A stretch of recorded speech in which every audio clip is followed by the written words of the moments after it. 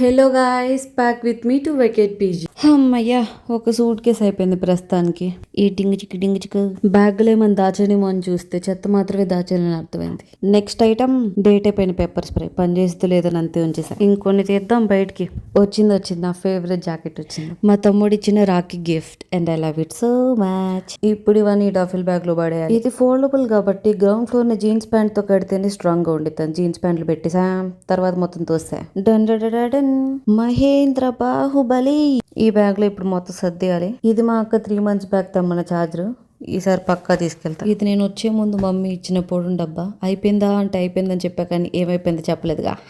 ఇది నా shoe box అయితే అస్సలు కాదు. It's my organizer. పోలా అద్రిపోలా. Introducing my biggest saving. Vim వాడండి, బాగా తోమండి. పట్టు ఆకలింది.